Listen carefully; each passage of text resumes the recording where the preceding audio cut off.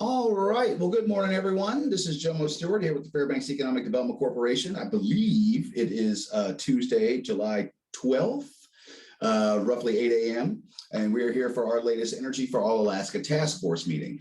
Our guests for today are Team AHFC, Alaska Housing Finance Corporation, here to give us a high level regarding AHFC's energy efficiency and weatherization programs, but also their other just residential housing programs. I would like this to be a first of a couple, actually, relative to AHFC, particularly relative to energy efficiency and particularly weatherization, for which they're doing they've historically done a great deal of work. They're doing a particularly large amount of work this summer due to an increase in funding. So we do appreciate that. All right, but without further ado, I will hand it over to Director Jimmy Ord and his team. Sir and ma'am, ladies, welcome. Thanks, Jomo, for the invitation. It's great to be here this morning and share some of the updates that we have on behalf of AHFC, specifically related to energy efficiency and some of the energy conservation work that we're doing throughout the state. I have a couple of colleagues with me this morning. Mimi Burbage, she is the state program manager for the weatherization program. She's on the call this morning, and if we get into any of the weeds or details on the weatherization program, she'll be able to jump in and answer any of those questions. Also, Stacy Barnes is on the call. She's Director of Governmental Relations, Public Affairs. And if things get out of my bailiwick in terms of the energy efficiency portion of this, Stacy's going to help me out with some of the answers for those questions. But mostly the plan is to have a prepared presentation, a couple things that we'll just run through, give you an update. And Jomo mentioned to me earlier that if you have any questions, let's have this a Q&A and really just use the presentation as a guide or an agenda that we could stop, break away from at any point in time and get into discussion on one point or another. So hopefully this is going to be a little bit of a back and forth and not just the Jimmy talking show. So with that, I'm going to look for the buttons to share this screen. And I think I did it. So let me know if you cannot see that, but you should be able to see my screen. It says AHFC Energy Programs Overview. Okay, got it. Thank you. All right, so just real quick, I came into AHFC around 2011, and at that time it was pretty hot and heavy in terms of the amount of funding we had for energy efficiency work. The weatherization program received one of the largest influences of cash to that program that it ever had, and at the same time there was another program that was related to it, the home energy rebate program, was dusted off, and that had a bunch of money to it. So it was pretty busy in terms of energy efficiency work that Alaska Housing was involved with at the time, and that's about the same time I came into AHFC. And then I was an information manager, so I spent a lot of time talking to individuals about the programs, how they work. So in some ways, this presentation has taken me back to my roots, and you know, I don't get to do it often anymore, but it is kind of where I came from. So it'll be nice to give this type of presentation again. And then, you know, in the years that go by, I kind of worked my way up the ladder, and as of this January, I am the Director of Research and Rural Development Department, Alaska Housing, which we'll get into here in a minute. But mostly I want to give the overview of AHFC, sort of paint that picture, and then we'll dive into the work Research and Rural Development does, specifically related to our energy programs, get into some of the education outreach tools infrastructure that we have behind the scenes that not many folks know about, but take a lot of work to make sure that are there. And then some of the research work that we've done, specifically with Cold Climate Housing Research Center and some of the other entities throughout the state. So as you know, Alaska Housing provide Alaskans access to safe, quality, affordable housing. We've been around for quite some time. And you know, one of the best things about working for Alaska Housing is knowing that we provide shelter to every Alaskans from all parts of the state, whether it has to do with energy efficiency or helping someone who is struggling because they can't afford to pay rent, or you know, whatever it is. You know, I feel blessed to work for an organization that can extend a hand out to somebody and help them up into a house, into a shelter that is going to make them more comfortable, give them, you know, improve their well-being, give them the opportunity to succeed. It's a great organization to work for, and I've been blessed to work here for the last couple of years, and I'm sure Mimi and Stacy would agree to that. On the big picture, we are an independent state agency. We report to the Department of Revenue. Yeah, we're somewhat of a quasi-state agency. We're governed by a board of directors, and that board of directors oversees sort of the AHFC day-to-day going on. So we're not really technically a state department, as you will. There's many different ways that AHFC is involved in the housing community. One of them is from our mortgage investments and mortgage lending.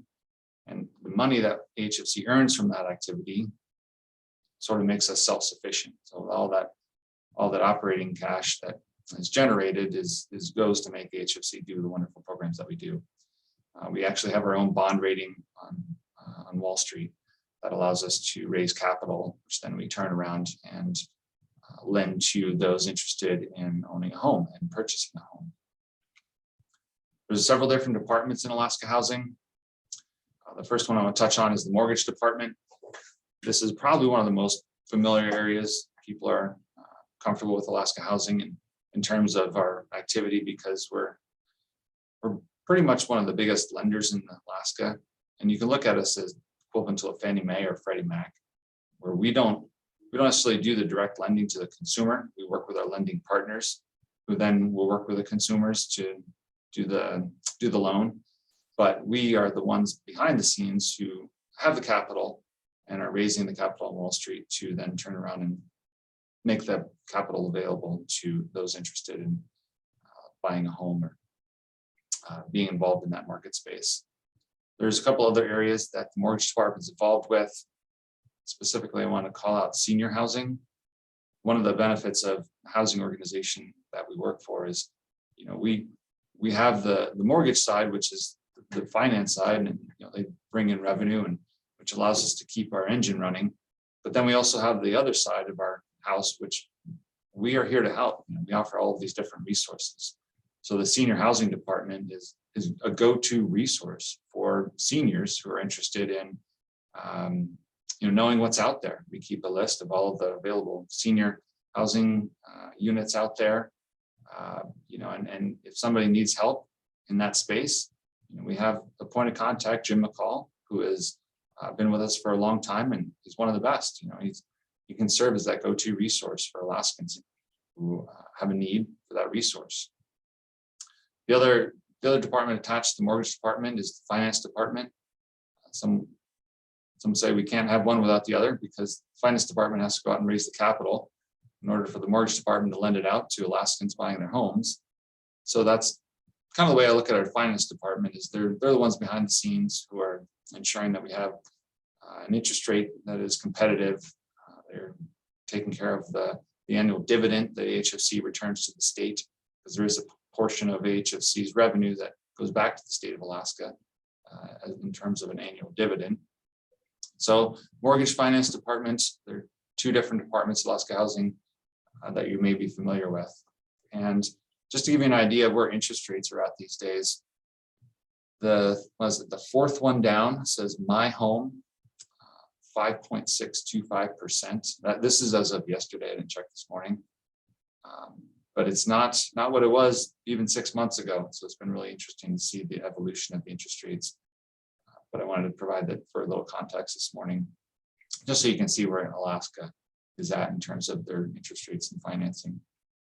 So Timmy, before we move on too much further, if I may start with the few questions. Awesome. Shoot. Awesome. Okay, so HFC has pretty substantial amount of funds under management. Correct? Yes. I wasn't sure if that was a rhetorical question or not. I didn't know if you were the right person to ask. Again, I thought it was not too unlike ADA, hundreds of millions of dollars. Yeah, again, this is just for the record, this is not an area that I am well versed in. Then that's fine. So there was a move this session. You mentioned the dividend. There was a move this session to possibly allow AHFC to retain that dividend with oil prices coming up, so that AHFC could do other things with that dividend, either more lending, perhaps boost other programs. Were you part of that conversation at all? That's something Stacy was involved with, and I, not to throw you under the bus, Stacy, but if you wouldn't mind responding to that, you have much more knowledge in that space than I do. Yeah. Hi, Jomo. It's nice to see you. You're right. Representative Sponholtz from Anchorage had a bill that she introduced late in the second session that would have allowed for AHFC to use its dividend for affordable housing. The language itself was a little bit loose. It said that AHFC may use the dividend. And in all practicality, AHFC's dividend really is used for housing programs every year. So last year, our dividend was about $26 million. The first chunk of the dividend goes to pay off debt service for various projects that the state of Alaska has invested in over the years. And then our board and the governor and the legislature have chosen for the last really couple of decades to invest in programs like the teacher, health professional, public safety housing. Some of our budget goes toward, some of our dividend goes toward weatherization funding. Some of it goes toward improvement of our public housing stock. So we didn't see that legislation being a game changer in how AHFC operates its business year to year, but it is definitely something that we were talking with the sponsor about, and we're not opposed to if she wanted to move that forward. Okay, thank you. Well, on the last slide, it talked about senior housing, but just driving around town, I see HFC has quite a few number of units under management, not all of which look like just senior housing. So you did mention things like specialty housing for critical workforce components. Yeah, that's right, Jomo, and I'm going to get to that here in a second. That's our public housing department. Let me see. Well, I got planning department, so I'll just park the answer to that question, and then we could, if there's questions surrounding that, we can address them at that time. Yes, thank you. So let's just run into the other department that I want. There's two more departments I want to touch on. The first is planning department. They do a lot of work in the research and analysis space. For example, they have a housing survey of market-based rental prices that they conduct on a regular basis. So they do other studies looking at the housing market conditions throughout the state of Alaska. They run many different grant programs, low-income housing tax credit. Instead, as Stacy mentioned, there's I think it's a teacher health and professional program that received approximately 18 million, and Stacy, correct me if I'm wrong, $18 million from the legislature this year to fund housing in rural Alaska for the teacher health and public safety professionals. So yes, we are involved in a lot of different areas, in a lot of different housing space throughout the state. The other big program as of late that the planning department has administered is the emergency rent relief and the homeowner assistance program. And those two programs are in response to the COVID pandemic. It's been pretty significant in terms of what they've been able to get out onto the street in terms of assistance. As of last week, it was more than $262 million has gone to over 66,000 individuals to help them with their rental relief. And then on the other side of that is we have a homeowner assistance program that's came a little bit later and is sort of just getting rolling, and it's sort of the first stages of that program helping Alaskans. But that's out there to help mortgage delinquencies, forbearances, maybe help with utility bills that are past due to keep people in their houses. And all that support has been provided through the planning department. And it's been a pretty heavy lift for them in terms of getting the behind the scenes work and getting that assistance out to Alaskans, but it's also been very successful at the same time. And I think they've done a fantastic job. So that's the planning department. And then Jomo, what you're talking about regarding UC AHFC buildings all around, that is probably the public housing department and the spheres of influence that they have. We own over 1,600 buildings throughout the state, and I think there's approximately 260 or so units in Fairbanks that are AHFC owned and that we lease out. And then that's the one side. So we have our own buildings that we are the caretakers of, and individuals who are income qualified can find housing assistance in those buildings. And then there's the voucher program. So we have different vouchers that are available for the same demographic, that they can then take that voucher to a landlord that will accept the voucher and use that as payment for rent. So it's quite an extensive program. Have the note there about providing rental assistance to 10,000 Alaskans each night. That's not insignificant. About 150 employees work in that public housing department. It's also a moving to work agency, and I want to be honest with you. Public housing is not my sphere of influence, so I had to do a little research and actually look up what a moving to work agency was. And it's really a sort of a demonstration program. So it's not every public housing entity in the state, or if you look at it from the country perspective, not each state is a moving to work agency. There's only a certain number of states that have this in their public housing. And it really just gives us a lot of flexibility to design strategies, to come up with different ways to ensure that the folks that we are helping are becoming self-sufficient. So it's really giving us more flexibility in how we extend that hand out to help them up. And it's working really well with us. And I don't know if Stacey has any other comments on the moving to work agency, but it is just a nice flexibility that we have within the public housing department.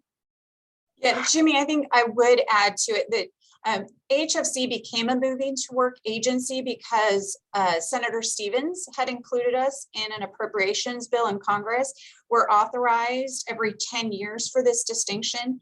And initially the cohort across the United States was only 39 agencies of more than 3,000 across the country. Since that initial action occurred, only 100 additional public housing agencies have been brought in. And it really allows for, as Jimmy said, flexibility in the administration of our programs, and also the ability to respond to the needs of Alaskans. And John, I see that you've got your hand up, so I might just direct your question right back to Jimmy. Thank you. I just had this might be a little bit too much in the weeds, but back to the previous slide where you talked about the homeowner assistance program, that I assume that's also COVID funds. And can you say a little bit more about how that, what is the decision-making process for providing that assistance? Well, and also, are there any funds remaining available? Yeah, and where are we on it, right? Jimmy, would you like me to take these questions? That would be fantastic. So on the emergency rental assistance program, John, 2 different tranches of federal money came into Alaska Housing Finance Corporation with the support of the governor and the legislature. And at this point, it was 1 in 3 households, rental households in Alaska, who applied for the assistance. AHFC made the decision to pay landlords directly rather than the tenants themselves who were renting and in need of the assistance. So that was one of the operational decisions that we made. Under the federally funded program, we were able to provide up to 12 months of assistance for Alaskans. And so our priority was in addressing arrearages first, and then we were able to provide up to 3 months future rental assistance at a time. And so at this point, we're well over a year into the program. Most Alaskans have been served by it. Jomo, I heard you ask how much funding is available. It's a little bit of a complicated question because it's not just the 2 tranches of funds that came to AHFC. We also partnered with local governments. The municipality of Anchorage was the only community large enough to receive its own source of funds. But we also partnered with regional housing authorities who received funds for the programs. And so they've partnered with us in administration. of the funds. And as a result, we developed one website, alaskahousingrelief.org, where we encouraged Alaskans in need of this assistance to learn more information and to apply for the relief. That's the same website that we used for the $50 million homeowner assistance program. And with that program, we are actively getting funds out to mortgage servicers now. While the funds are much less, the administration of that program is entirely different than with the rental assistance. With rental assistance, we were essentially told by the US Treasury to do whatever you can to get this money out on the street as quickly as possible. And so that's exactly what we did. With the homeowner assistance program, US Treasury required that we would submit a plan to them. They had the opportunity to review that plan, to come back and ask us questions about our plan. And then we had to make revisions, and we finally got approval just before Christmas of this year. So we launched in 2022 and accepted applications from across the state. There were about 11,000 applications that came through that program. At this point, we have done all of the identification, verification that's required under US Treasury of all of our applicants. And we are working directly with the mortgage servicers across not just the state, but across the country, because many of Alaskans' home loans are serviced outside of Alaska. And so there's a really secure process that happens when sharing information about an individual applicant's loans. But we, in both programs, were able to address utility assistance for renters who were behind, as well as with homeowners. And so we're actively in the process of paying those funds out. I could talk about this for another 10 minutes if you'd let me, but I will stop because I know Jimmy's got a lot more to talk about. But I will just ask John if I answered your basic questions, or if there's any more detail that I can provide either for you or Jomo, or if I can follow up later with additional detail. No, thank you. That was a great overview. I appreciate it. Happy to do it. Now's probably the moment for me to disclose generally to the group, because I did let Jimmy know. I do have and Mimi, I do have a slight ulterior motive in this all. And that's the fact that I have been watching oil prices increase over the course of this spring. They are now at or exceeding the levels that we called an energy crisis. And I do have concern about what that's going to do to our economy, to our citizens, our businesses, and our economy as we move into this winter. And so part of my ulterior motive is trying to identify resources that might be available to help both Fairbanks and broader homeowners and renters as we move through this heating season. Thanks. That's actually a great lead in to the next part of the presentation, Jomo. I'm going to get into a little bit of the weeds on what research and rural development does at Alaska Housing. And to paint that picture. We love weeds in this group, Jimmy. Yeah, to paint that picture for you, in our department, we have 4 what we call energy specialists. There's an energy program manager, and then there's 3 energy specialists that work under that program manager. And they do a variety of different things. And then there's our specific program managers. One of them is Mimi Burbage, and she's on the call this morning, who runs the weatherization program. We have another program manager who runs our supplemental housing program, which I'll get into in a second. And then we have another pillar, which is our information or communications group. And they oversee the dissemination of our information on energy efficiency, building science, cold climate housing construction, all of that. And they really kind of the boots on the ground and answer the call when someone comes in and says, hey, my heating system's not doing so well. It's not very efficient. My house is cold. They can help them with different resources of how to improve it themselves, or how to seek assistance in the different energy programs that are out there. So we run a variety of energy efficiency programs. We provide education, outreach. We have all of the behind the scenes tools, which one, for example, is the ACFORM energy modeling software, which I'll get into in a second. And then we're involved in the research space. We're pretty closely tied to the Cold Climate Housing Research Center. And in fact, we have, I think there's $1 million that came in from the legislature that is, for energy efficiency research.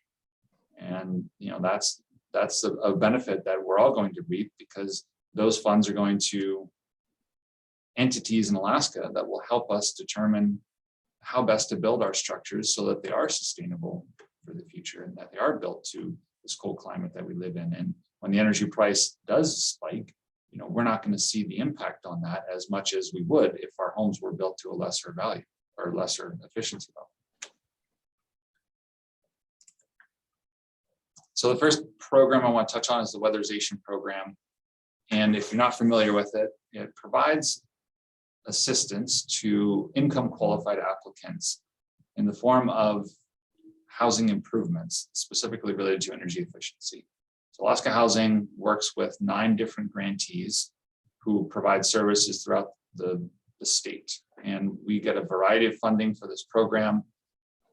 State of Alaska throws in a chunk of money. Federal government has an annual allocation. And then as a result of the bill, the bipartisan infrastructure law that was passed, AHFC is set to receive approximately $18 million over the next several years for the weatherization program on the federal side.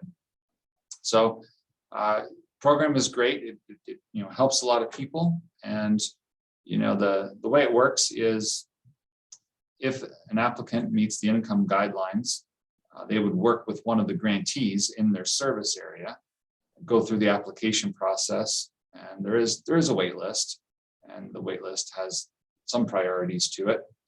For example, there's how many people live in the house, what is the income of the household, is it extremely low, is it moderate? That'll also impact your position in the wait list. But once the home is determined, applicants determined eligible, then the service provider will come out to the house and do an assessment. They will determine the scope of services required to bring that home to a better energy efficiency state. Any of the improvements that are done on the home need to have a good savings to investment ratio, meaning the cost of the improvement has to be able to pay for itself over its life in terms of the energy saving that it saves the building, or it's really not an improvement that is worthwhile or that can be done to the home. And the other aspect of the program is the health and safety. That's an area which goes hand in hand with the energy efficiency improvements, ensuring that the home is left in a safe, habitable condition for the occupant.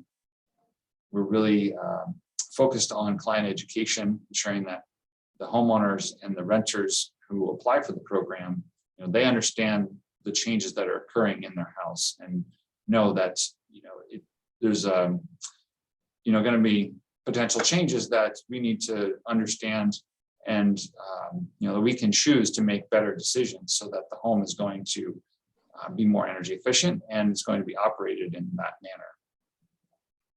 So the weatherization program has been around for many years and is one of the mainstays of the department's efforts. I don't know if anyone has any specific questions on the weatherization program specifically before I move into some of the other work that we do. Hey, Jimmy. Okay. This is Carl Golke over the Interior Gas Utilities, and Brittany can chime in on this as well. But I don't know if you're familiar, but the air quality in Fairbanks is being tried to improve. So there are grants that came from the Clean Air Act through the Target Airshed down to the borough, and there are folks that are replacing their boilers or converting their boilers get anywhere from $2,500 if they convert, $7,500 if they replace. So within your program here, are you working with the borough in conjunction with those grants as boilers need to be replaced within the houses? I'm looking to see if my lifeline is on call right now. Do you want me to say Mimi, are you still here with us? Yes, can you hear me? Yeah. Yes. Okay, so Jim Lee and I worked with the borough over about a year of conversation. for the real quick, maybe for the record, Jim Lee is with Interior Weatherization. Yeah, he's with He is the Interior service provider in Weatherization. Fairbanks. And nothing has really transpired, but Jim works with, he will address those areas when possible. And so we're totally open to it. We've sat in on a bunch of meetings and everything, and nothing has ever been followed through on with the borough. But you know, we can't prioritize geography, but we do prioritize all of our clients. And when somebody's in an area where some other amount of funds are in there, like sometimes we use rural development funds, or we partner with rural development. Sometimes there's senior access funds. And so it just depends on who the client is, what other programs they may be able to be eligible for. And we're always interested in working with people on all of those types of situations. And this is Brittany. I can speak to the partnership that Mimi and Jim and I were, and as well as Nick Zarnicki, were trying to work on. We were trying to put together a grant scope for a targeted airshed grant to get funding from the EPA. So instead of just conversions, we would also have a weatherization aspect. And the feedback that we got in consultation with the EPA is that the applications are scored by proven emission reductions. And the calculations weren't there for the grant scope to be competitive. So we were highly encouraged, in order to access the funding that we were eligible for, to continue focusing on those swap outs rather than the weatherization. And because that now our air quality department is pretty much tapped out with in terms of staff capacity on managing the grants that we do have, that really has been our focus at this time. Not to say that the conversation is dead, it's just we do need to go for the biggest bang for the buck and the largest impact that we can have on those emission reductions. This was a really good discussion and great data points. So I'm glad this came up. It would be nice if we could find a way to kind of mutually leverage these things, because then you're getting the double bang. It's the reduction in cost as well as a reduction in emissions. John, I see your hand's been up, please. Thank you. I just wanted to know if there were, I'm very familiar with the weatherization program and all the great work Mimi's been doing over many years. But I wondered if there's any sort of related program that's focused on nonprofits in the state. You mean that nonprofit buildings would be served? Yes. Not that I know of. But then again, the thing is, you don't know. I mean, I don't really know in terms of the bill funding. The infrastructure funding has come out with many different little pockets of special funds, and we're just learning about them. So there could be something of that nature. And I can certainly ask Rural Cap, who is one of the most aggressive nonprofits in the state in terms of finding other programs that would serve them. But not specifically that I know of, but our focus is residential pretty much. So I can send out a message to my nonprofits and ask them if they know of anything specifically right now. Yeah, I'd appreciate knowing that. Thanks. Mimi, am I correct in recalling that a number of years ago, maybe even when Jimmy started, the Rasmussen Foundation invested in energy efficiency for nonprofits? That's probably true, but I couldn't verify that for you. But when we merged over to Alaska Housing, I ran what they called the community retrofit program for small communities, and all throughout the state, we ran around and fixed all kinds of government buildings, nonprofit buildings, and everything else. But that program stopped existing around shortly after we merged over here, and our focus, Alaska Housing's focus, was on residential housing, multifamily buildings, teacher housing, and not necessarily on community buildings. But that program did exist for quite a while in tandem with DCRA, which was the agency at the time. So, but the best way for me to find out something like this is to talk to a couple of my nonprofit agencies, and I'll be glad to do that. And then, John, you might, if you could send me an email, and then I'd have your email address. I don't think I have your current one. I could get back with you on that concept. Thanks, will do. Okay.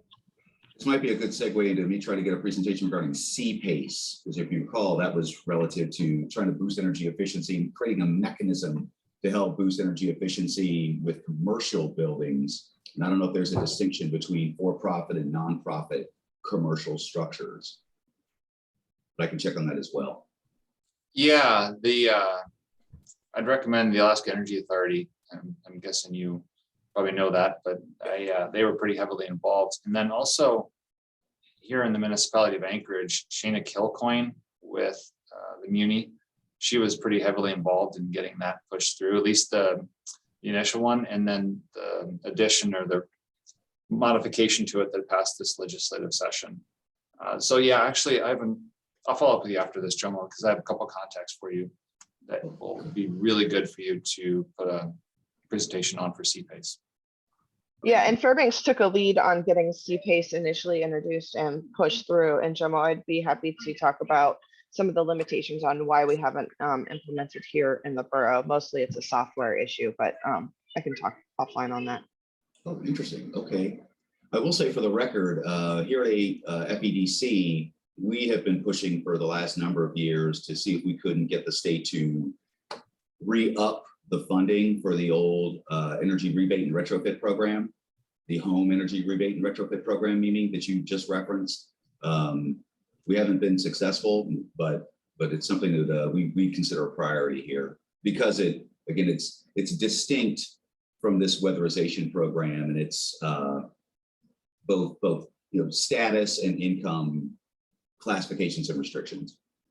And just to clarify what Joan was talking about is we call it the Home Energy Rebate Program.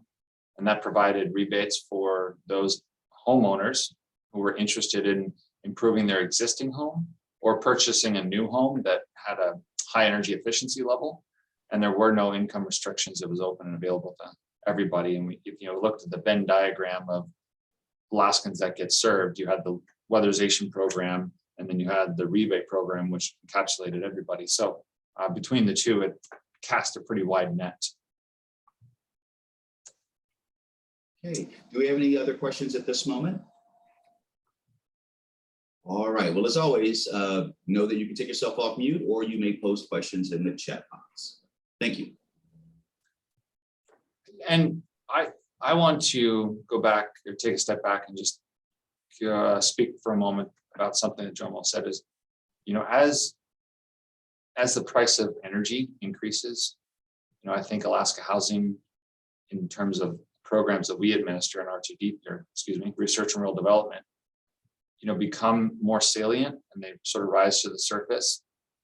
So you can look toward us as being a resource because we do have our hands in this field, and we may not have the answer or have the ability to do something, but just as Mimi doesn't know exactly the details on nonprofits and what assistance they may have, but she has connections to her industry and her network, and that we could be a good conduit to help find the answer or to help solve the issue, even if we aren't the ones that are actually administering the program or providing the service.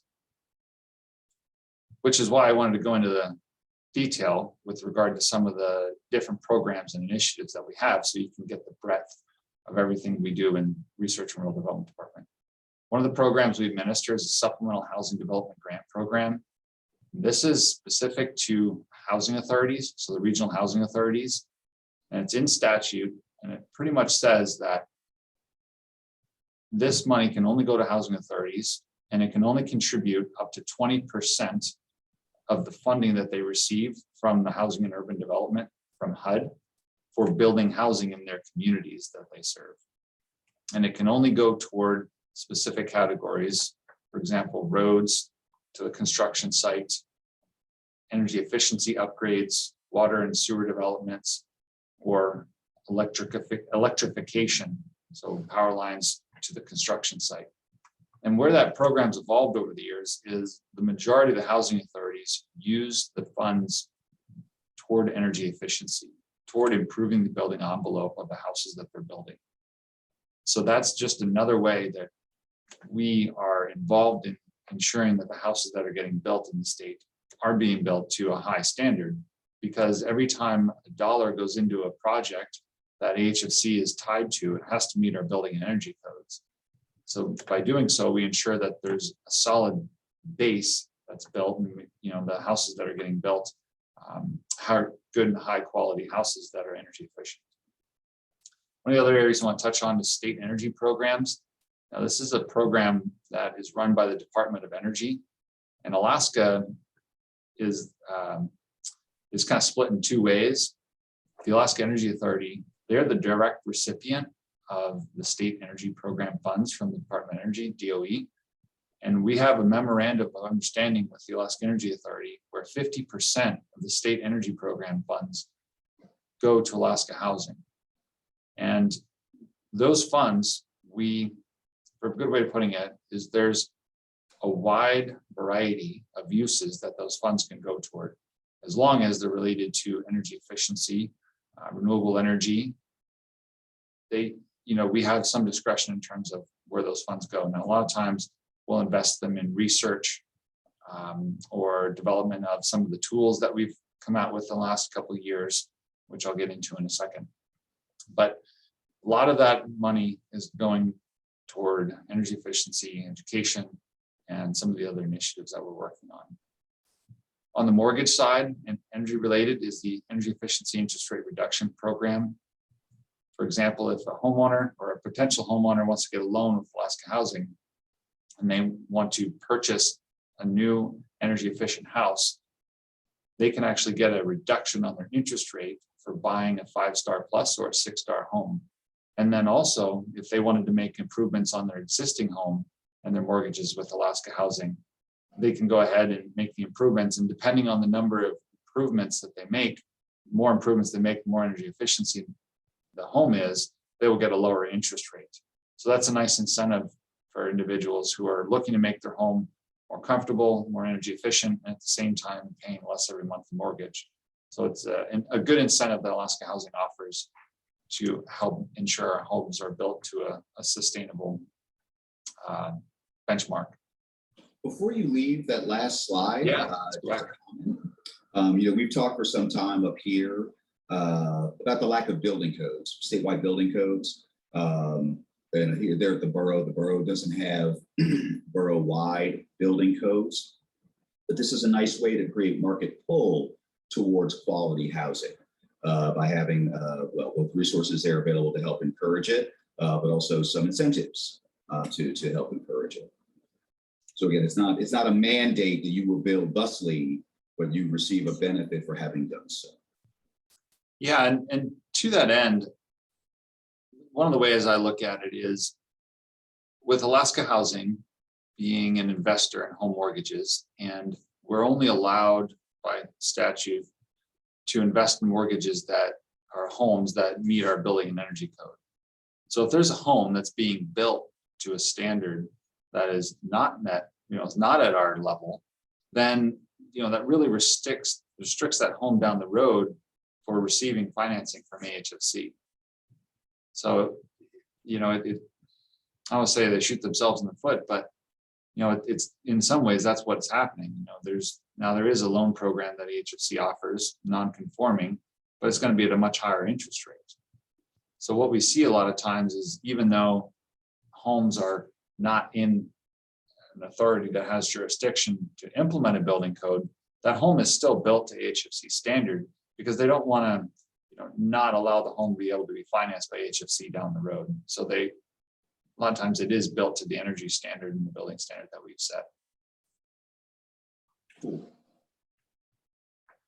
A couple of the other things that we're involved with, we do basic energy efficiency education to a wide variety of individuals. One of the programs that I'm really excited to talk about is the AK Energy Smart.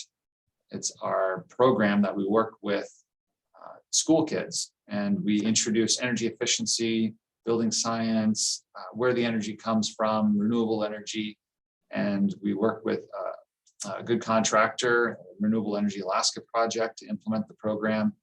And so we're in schools throughout the state. We're teaching kids about energy and being more energy aware, so that they can take that knowledge, take it home, and change out light bulbs, or be able to make better decisions when it comes to energy efficiency and conservation down the road.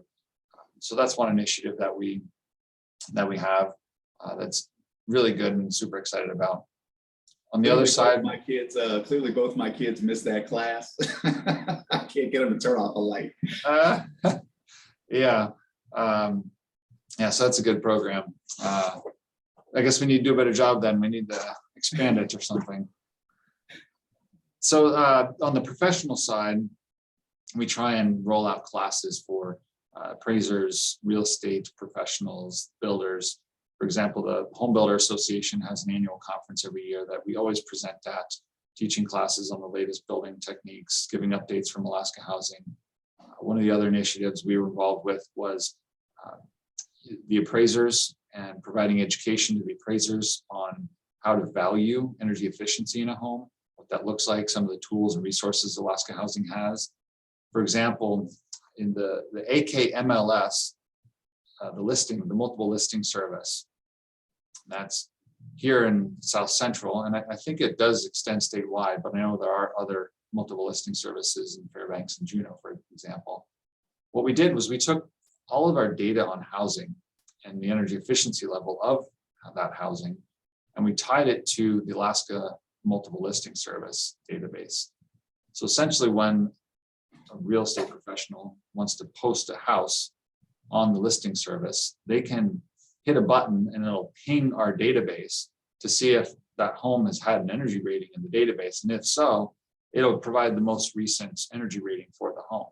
So by providing that information into the marketplace, we are hoping that real estate professionals, buyers, sellers will make better informed decisions about the homes that they're buying. Now that, because they can have an easy way to get the energy data about the energy efficiency level of the house, they can make an informed decision about whether or not they want to buy that house or sell that house at that level.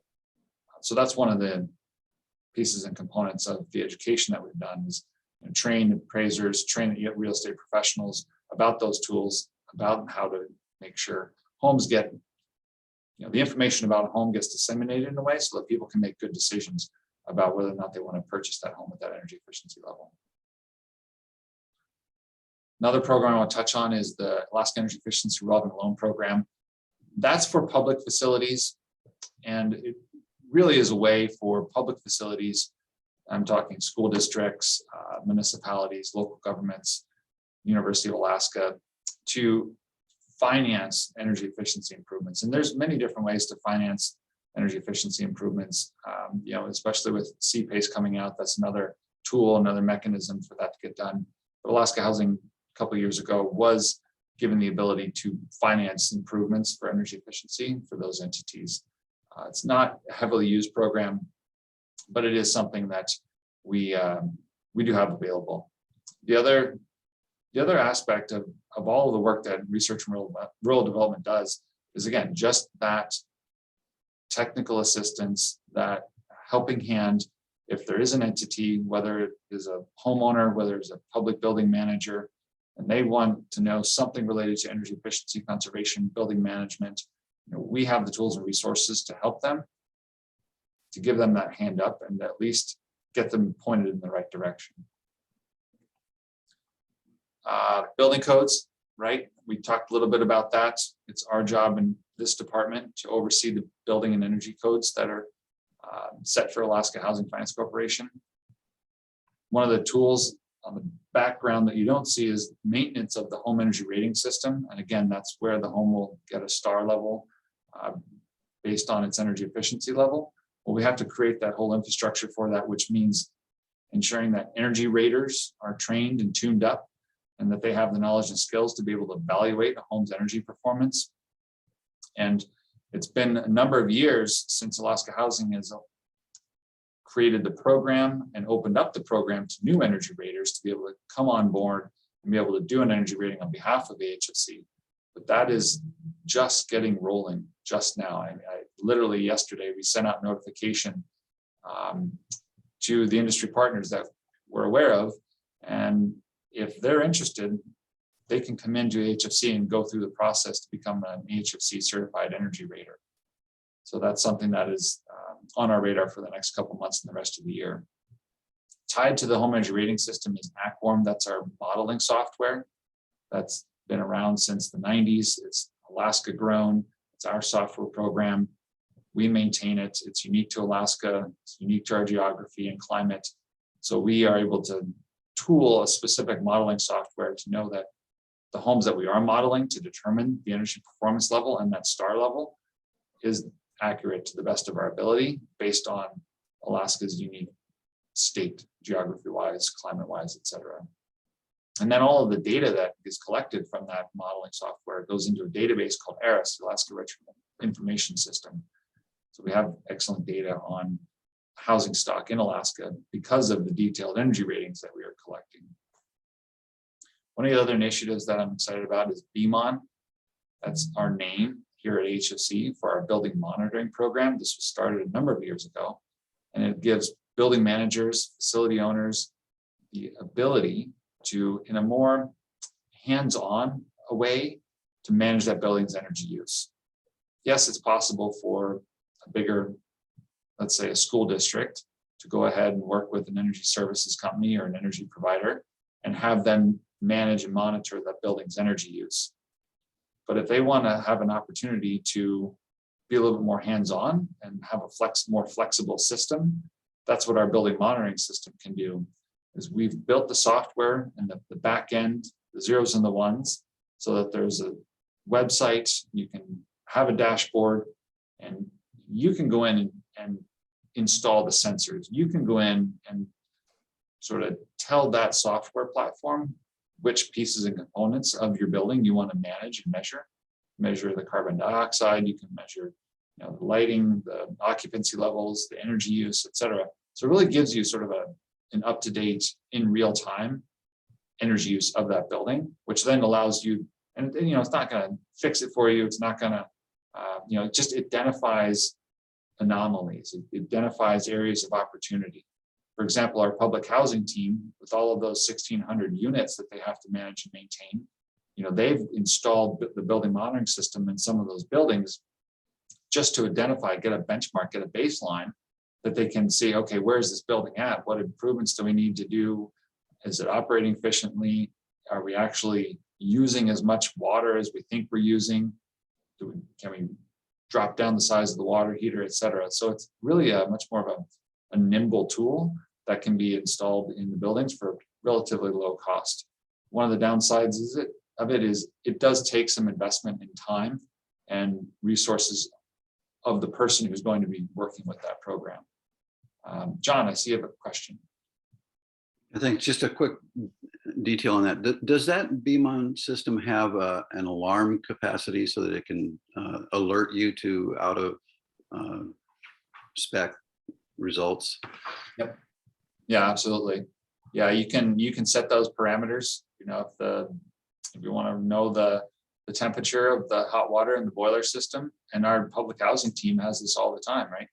They have the system installed on a boiler in Nome. And I think, Stacy, correct me if I'm wrong, but didn't we just have an incident of this recently, this past winter, where the alert came out on the building monitoring system of a system that wasn't at temp, and they were able to investigate and catch it and probably avoided a freeze up, which could have been really costly.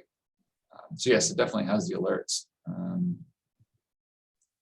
Jimmy, we've got a couple of articles coming up on our blog related to the building monitoring system. So I'm going to pop those into the chat. So John or Jomo, if you want to follow up on those. We've also recently done some upgrades to Golden Towers in Fairbanks, and we've written about that. So you'll see that there as well. And I know we're getting short on time, so I just wanted, this is the last slide I have. And I did pass the slide deck to Jomo so he can distribute that to the network. And if you wanted to sift through some of the different research publications and different areas of, building science information that we've been involved with over the last couple of years. But before I wrap up in concluding thoughts, I did want to say the Cold Climate Housing Research Center is pretty closely tied to AHFC, because for the last many years, we've had an annual grant with that organization that gets funneled from the legislature through AHFC to the Cold Climate Housing Research Center.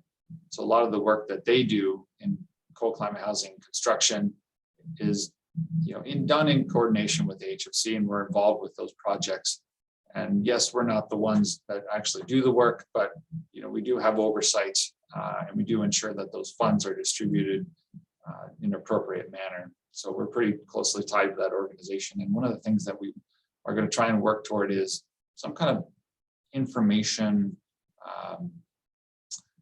What's the best way to put it? So if somebody has a question on something and the call comes into AHFC and it's not really in our bailiwick, there's going to be a formal process of where that gets kicked to coal climate hazard research, and then vice versa, where if there's a call that comes into the CCHRC and it's more in AHFC's bailiwick, then they'll kick it to us. And yes, we've done that in the past, but it's a little bit more ad hoc. We were working toward finalizing and firming up that process. And then I know I'm getting long in the tooth here, but lastly, there's in the second group there, I don't know if you see my mouse, but it's the 3D concrete printing toward the bottom. One of the projects that's been on our radar recently is, what's it going to take to build a home in Alaska using local aggregate and having it run through a 3D printer? We did a feasibility study last summer. It was kind of a broad brush paint stroke of that project and what it might look like. And then that's kind of turned into, now the city of Nome just put an application to HUD to fund building a prototype of that, to that degree. So we'll see if that goes, and it could be a new interesting way to build houses in Alaska. There's definitely a lot of areas to think through in terms of the dynamics of building a concrete house in Alaska and how it gets insulated. What's the permafrost like? How's the foundation going to be? So we're working with Denali Commission, City of Nome, HUD, housing authorities, Coal Climate Hazard Research Center to try and figure that project out. Yeah, so I think that's sort of the formal remarks that I have prepared. I don't know if we have any closing questions. I don't know how tight we are on the hour. Well, we started just a little bit late, so it's okay if we run a little bit late as long as it accommodates your all schedule. Carl, I see that you were taking yourself off mute. You have a question? I do.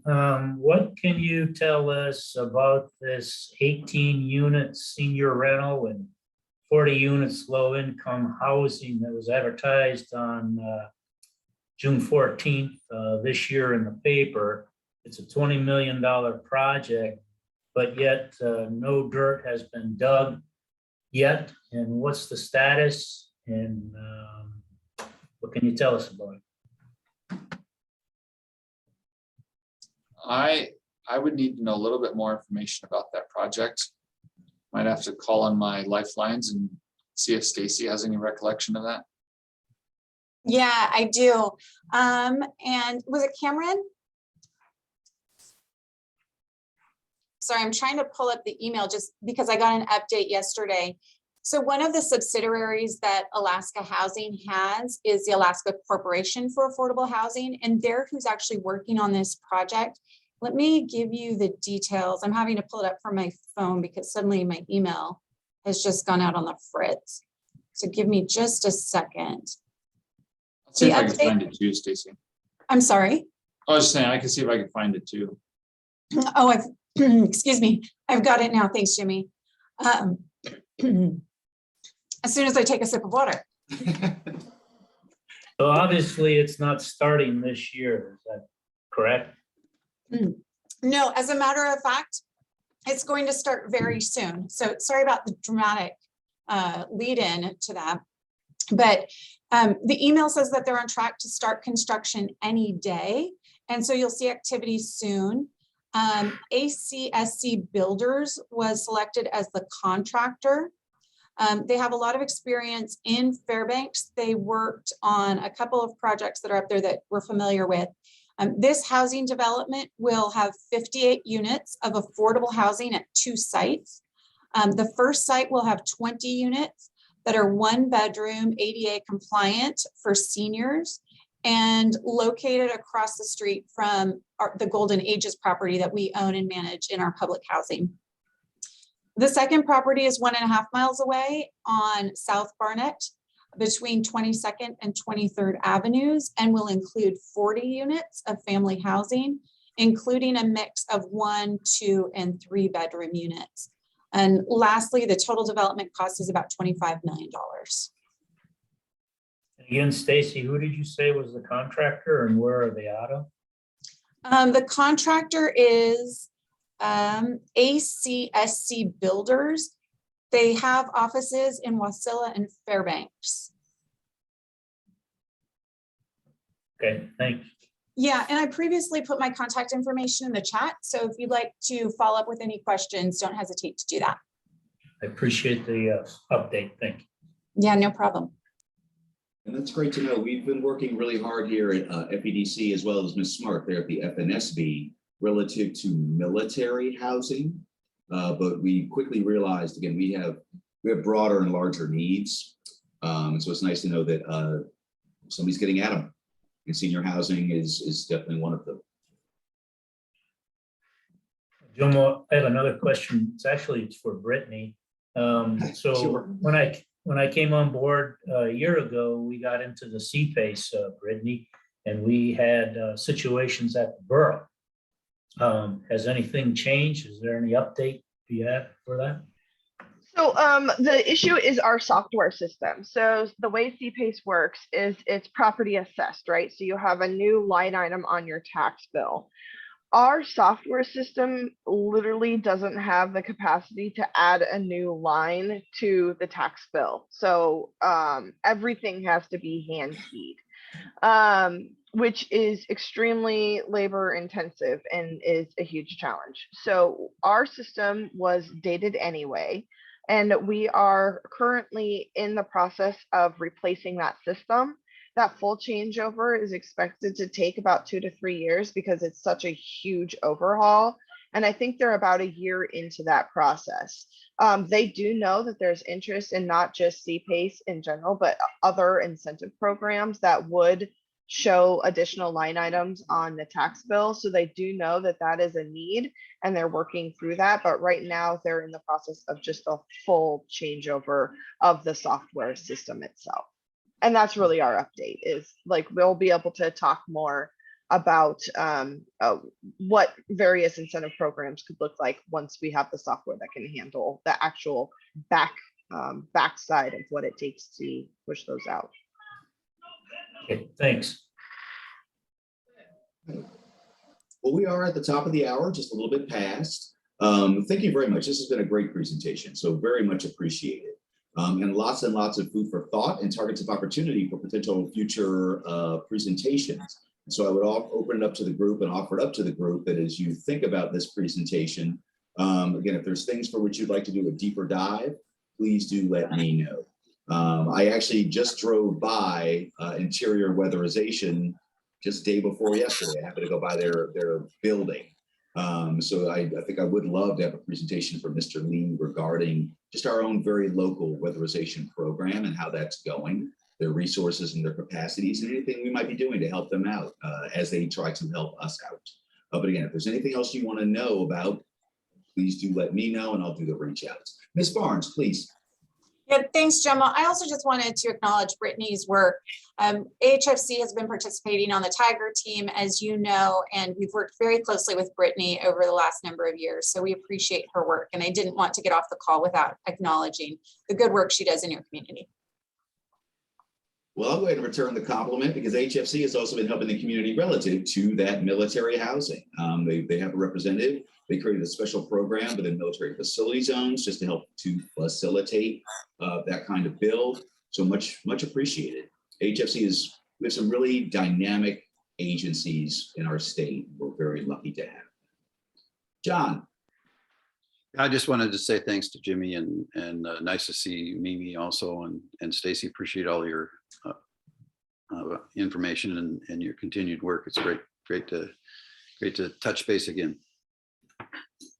Yeah, it's great to see you again, John. And Jomo, thanks for putting this together. It's been a great opportunity to be able to provide the information to your group here this morning. And honestly, if anybody has any follow-up questions or wants to chat or anything, feel free to give me a call. Give any of us a call. We're happy to help. All right, greatly appreciated. Well, everybody, thank you so much. Happy Tuesday. Again, thank you so much, Team AHFC. Great that we could end on a love fest on this one. All right, I'm still working on a presentation for next week. I will, of course, let you know. But in any case, yeah, have a great rest of your week, everybody. Get on your energy efficiency projects while you can. But we'll, again, give you more information as we can find it. All right, everybody, have a great rest of your week. Thanks, everybody. Take care. All right, talk to you soon.